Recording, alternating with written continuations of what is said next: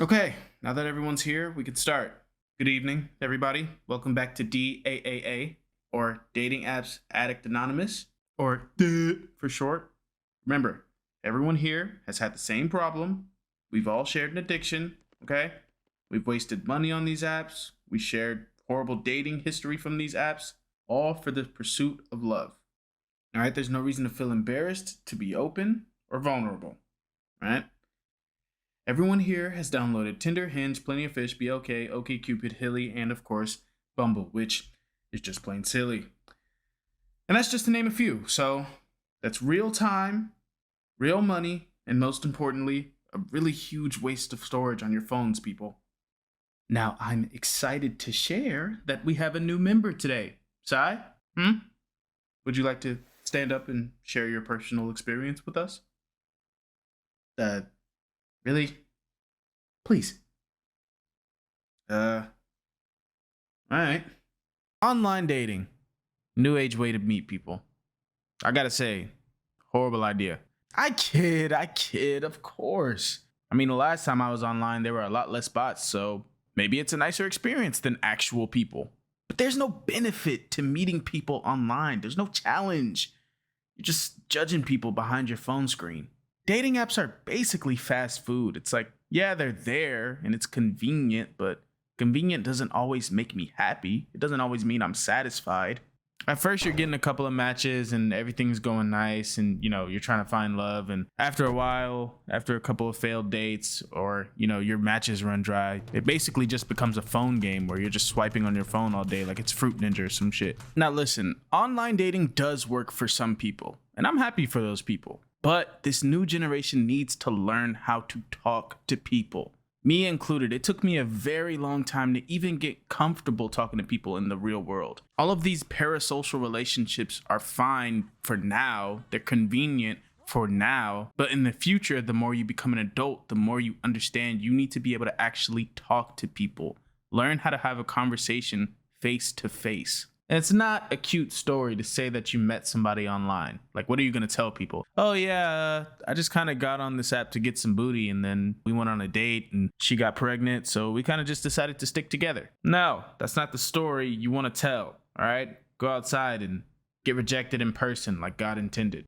But dating me is easy. I don't require much to have a good time. A girl could come over and be crawling in my skin or on the other side of the couch, not my business, and we could be watching or reading in complete silence. And it would be a good time to me. And close the door behind me.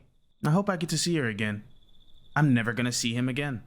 Only got 3 rules when it comes to dating me. Rule 1, you have to like me. All right, it's not as easy as it sounds. Rule 2, you have to be within my age range. And rule 3, don't be an asshole.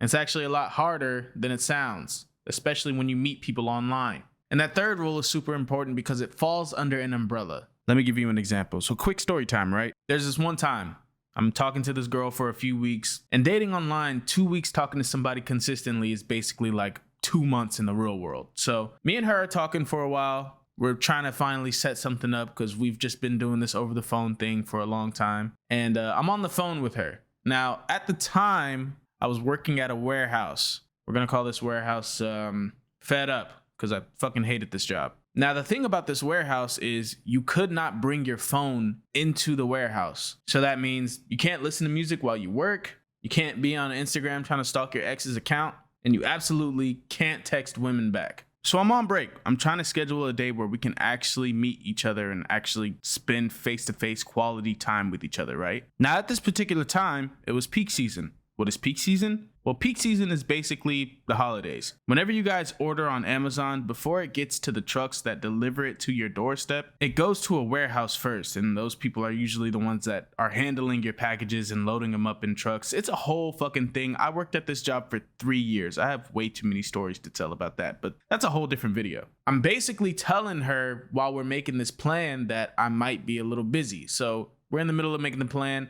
I'm telling her, hey, yeah, we could set something up for this weekend, but there's a chance that I might be busy. And before I can finish the sentence, she cuts me off and she goes, no, when I say we're going to do something, nigga, we're going to do it.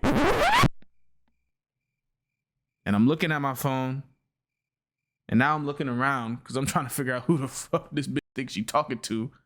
And there's just a dead, awkward silence in the air. And part of me was just confused. Not because, like, why are you yelling at me? But also because she said it like that. She said it evil like that too. Like you think that's like an exaggeration that I'm doing for the video. No, her voice actually changed like that. She sounded like a nigga. I was like, well, who the And after a couple of seconds, I finally go, okay. Yeah, I'll hit you up when I get off work. And she does that little snarky, and I hang up on her, right? Huh, that was weird. I put my phone back in my little cubby hole, back in my little shitty Toyota Corolla back in the day. I leave my car and I start walking back to work. And halfway back to the door, I stop and I'm like, wait, what the fuck? I turn around, go back to my car, block her on everything, and then I happily walk back to work. Cause what the fuck was that?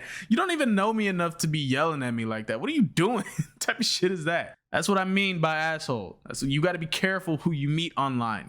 There was another time, kind of the same opening. Me and her had been talking for a couple of weeks, which once again, Tinder, 2 weeks lifespan is like 2 months in the real world. So me and her, we finally set something up. I'm at a different job at this point, so it's a lot easier for us to set up something to do. She decides to invite me to a hookah spot. Now, obviously, I draw for fun. I don't go to hookah spots just because, like, especially with a stranger, but I decided, you know what? Dating online, new experiences, fuck it. I'm just gonna go and just try to have fun, right? So, cool, we set the plan up. I end up going to this hookah spot and we meet at the front.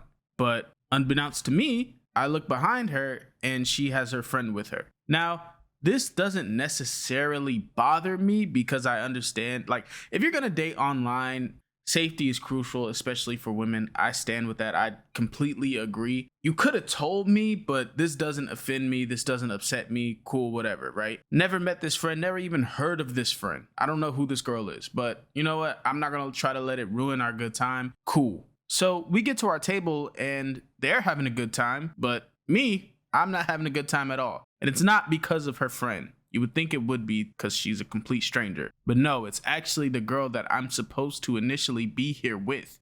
Every time I say a joke or I say something out of pocket or whatever, just trying to be funny, just trying to have a good time. Every time this happens, I'm getting hit on my leg, my shoulder, sometimes in the back of my head. And I understand people sometimes passively do this, but like the first couple of times I told her to chill. I tried to say it in a nice way that, you know, you'd think she'd get the hint. No, she does this quite a few times. And every time she pats me on the head or pats me on the shoulder or pats me on the leg, I'm counting up every single time. Imagine being a goofy dude and every single time you told a joke in front of a girl, she is hitting you in some form or fashion. I understand people do this passively, like it's supposed to be funny or cute. Don't hit me, my nigga. Don't ever do that shit. That's just because I'm not ever going to put my hands on you in that type of fashion. So for you to do that to me, I don't like that, bro. And now she's offering me to smoke or drink, and it's like, first of all, y'all know I drove here by myself, right? Second of all, I don't even smoke. I'm not having a good time at this point. My fucking shoulder is bruised and shit. Got a fucking migraine coming. My knees are locking up and shit. I'm ready to go home. But this is why I say that. So how did it end? What? You know, like you said, she kept hitting you and she was making you uncomfortable. So what happened after? Did you get lucky or... Ow! Don't be inappropriate. No, it's okay. I can answer. No, I went the fuck home. She invited me to hang out at her hotel and stuff, but... At that point, I was already done with the night. I didn't want to hang out with this girl anymore. Lame. If you say so. Listen, if you choose to get online to date, you have to choose yourself first. Set your boundaries, find someone that matches your foundations, and stay safe. There's a lot of weirdos out here. You have to protect yourself.